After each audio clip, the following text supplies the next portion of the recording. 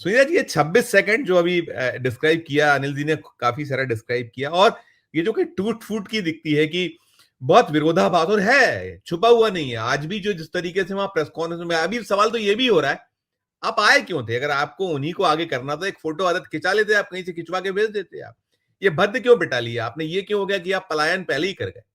प्रतिक्रिया आपकी सर। धन्यवाद संजीव जी।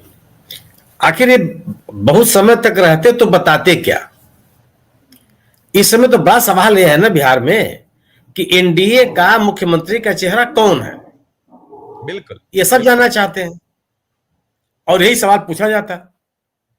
आपने अभी तक तो जो दूसरा सवाल हो ये जानना चाहते कि जो महागठबंधन के चुनावी घोषणा पत्र में वायदे हैं, वो वायदे कैसे लागू किए जाएंगे, इस पर बहस चला रही है NDA, BJP, Janata Dal United. आपसे पूछा जाएगा कि जो आप वादा कर रहे हैं 1 करोड़ नौकरी देने का या रोजगार के अवसर देने का, लखपति दीदी बनाने का, तो आप पैसा कहां से लाएंगे? और अचानक आपको अब क्यों याद आ रहा है कि आप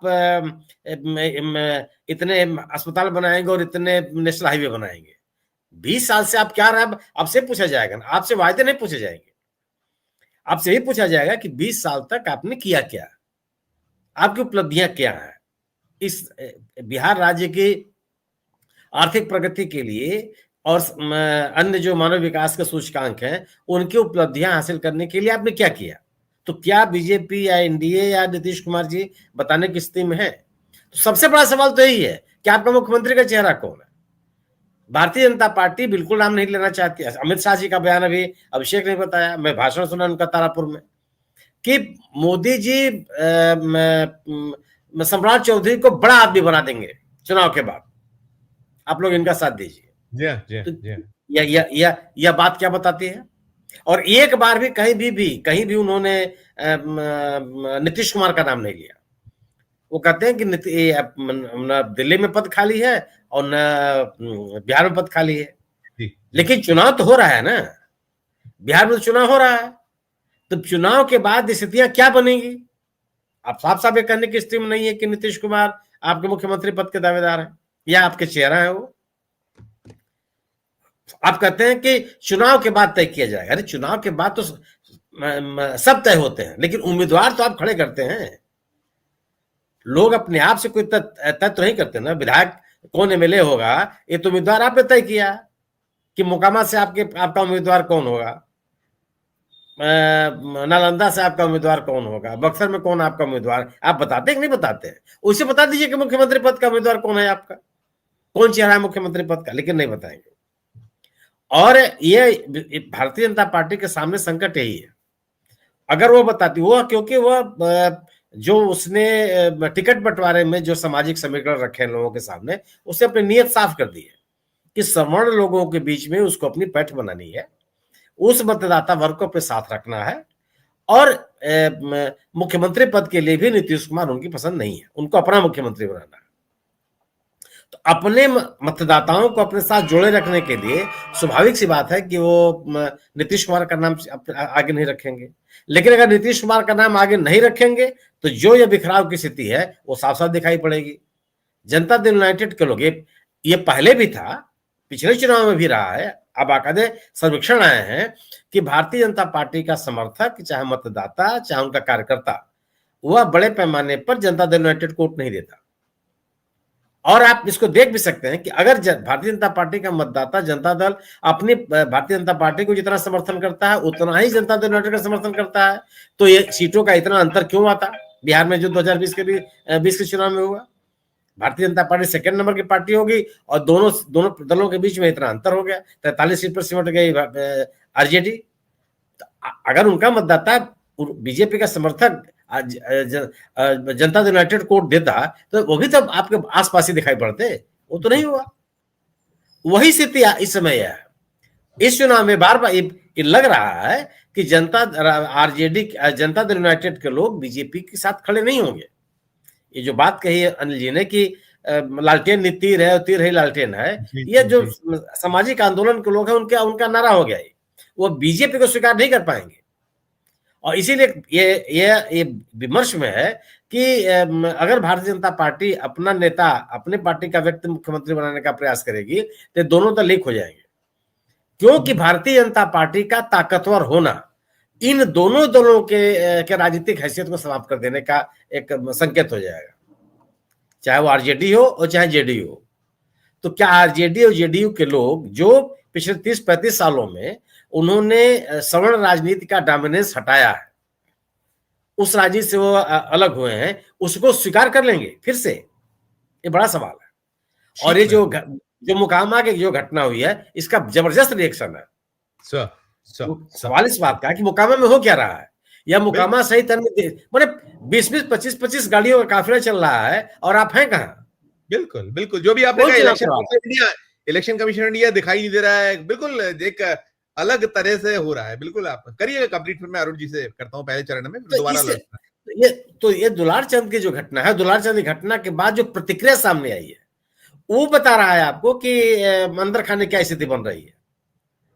और आपने कल की घटना आज जाकर के आप एफआईआर करवा रहे हैं। एफआईआर करवाने के बाद भी जिन लोगों का नाम नामजद, उनके खिलाफ गिरफ्तारी नहीं हो रही है, कोई गिरफ्तारी नहीं हो रही है। बिल्कुल बिल्कुल। और उनके समर्थक सड़कों पर उतने ही आक्रामक हैं जो जिस तरह से कल भी थे वो। बिल्कुल तो आप, और यह जो संकेत है, इस तरह की घटना, मोकामा की जो घटना है, यह भी जो ये सामाजिक आंदोलन के पिछड़े वर्ग के लोग हैं, दलित है, पिछड़े हैं, उनको और पोलराइज करेगा वो, और कंसोलिडेट करेगा, क्योंकि इन्हीं प्रवृत्तियों के खिलाफ वो संघर्ष करते रहे हैं। बिल्कुल बिल्कुल बिल्कुल, इसी वर्चस्व के खिलाफ वो संघर्ष करते रहे हैं। और उस वर्चस्व को पुनः पाने के लिए आप ये जो कोशिश की जा रही है, उसको क्या यहाँ के लोग, चाहे जनता दल यूनाइटेड हो, चाहे आरजेडी हो, स्वीकार कर लेंगे? संभव नहीं है। बिल्कुल आपके और स्थिति यही है कि कम से कम महागठबंधन जिन मुद्दों पर इस पूरे इलेक्शन को ले जाना चाह रहा है, भारतीय जनता पार्टी वहीं आने के लिए बाध्य है। बिल्कुल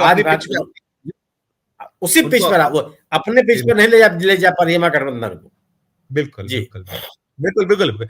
सुनील सर, ये जो अभी कह रहे थे सर ने कहा, क्या ये भी है कि गोदी मीडिया नहीं दिखाएगा? जैसे कहते हैं ना कि अगर क्या मुर्गा बांगने तो नहीं देगा तो सुबह नहीं होगी, सुबह तो होगी। और बिहार जैसे राज्य में मुर्गे की आवश्यकता है कि बांग दे तब सुबह होगी। अंतिम नोट आपका सर। नहीं, सुबह तो होगी, सुबह हो रहा तो एक प्राकृतिक नियम है। मुर्गे के बांग सुबह होती है। नहीं, वो अभी कहा कि और गोदी मीडिया का नैरेटिव दिखाना को तो यार नहीं दिखाइए। अब केवल बात है दिखाने की। जो गोदी मीडिया है, हमारे एक मित्र हैं, इसको गटर मीडिया कहते हैं। हाँ, कहते हैं। तो वो नहीं दिखा रहा है, लोग देख नहीं रहे हैं क्या? जी। आपके करतूतों से नहीं दिख रहा है। अगर आप कोई भी ज्वाइंट प्रेस कॉन्फ्रेंस नहीं कर रहे हैं तो क्यों नहीं कर रहे हैं? ज्वाइंट प्रेस कॉन्फ्रेंस, ऐसा तो है नहीं कि आप ज्वाइंट प्रेस कॉन्फ्रेंस नहीं करते हैं। आज तो बड़ा मौका की राजनीति, आज तो मौका भी था, दस्तूर भी था, कुछ चीजें तो आप कर सकते थे ना, आपके पास अवसर था पूरा। आप शुरू से देखिए ना, जब चुनाव की घोषणा हुई, उम्मीदवारों की घोषणा की गई है अलग अलग।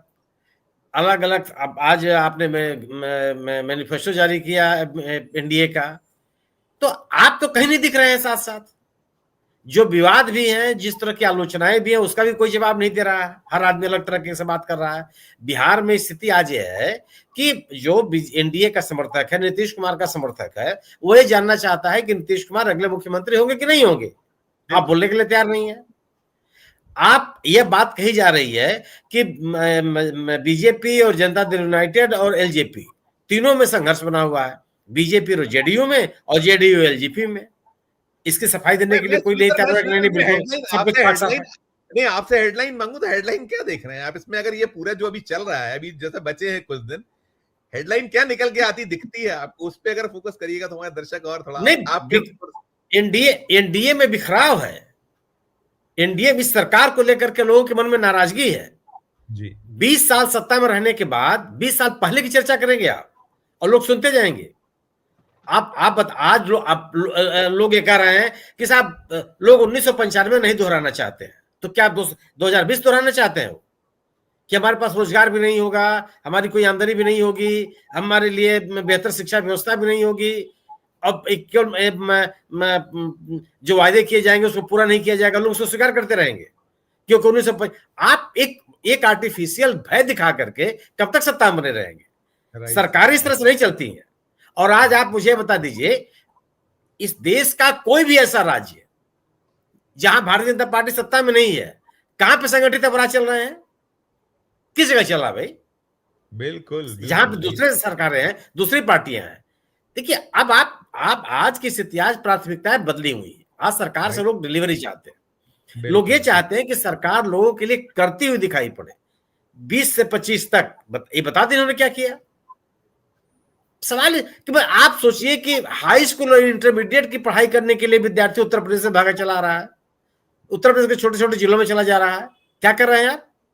बिल्कुल हालत है कि अरे आप, तो ये आपके गवर्नेंस की बात है। राजनीतिक स्थितियां हुई हैं। बिहार में सामाजिक आंदोलन के लोग सशक्त हैं, जमीन पर लोगों के बीच में यह धारणा मजबूत है, उसको आप खारिज नहीं कर सकते। भारतीय जनता पार्टी का जो समर्थक वर्ग है, निश्चित रूप से वही वर्ग है जो सवर्ण मतदाता कहा जाता है, जिसको लगता है कि मेरा वर्चस्व बना रहना चाहिए। आप जंगल राज की बात करेंगे और दिन दहाड़े मोकामा में कोई मार दिया जाएगा तो उसकी बात आप नहीं करेंगे, वो मंगल राज है। पटना में एक व्यापारी मार दिया जाएगा गांधी भवन के पास, गांधी मैदान के पास, वो मंगल राज है, उसकी बात नहीं करेंगे आप, और उस पर सवाल लोगों के मन में नहीं उठेंगे। ये एक भारतीय जनता पार्टी जो बना, लेकिन अब यही स्थिति है कि अगर लोगों के बीच में आएगी, लोगों से तरह तरह के सवाल किए, एक तरफा संवाद चल रहा है, और इसी संवाद की वजह से वह माहौल बना हुआ है कि नहीं सब कुछ ठीक ठाक है, कहीं कोई विवाद नहीं है। नहीं हो गया सर। सुनील सर, मुझे लगता है हम जो आप सारी चर्चा ये दर्शाती दिखलाती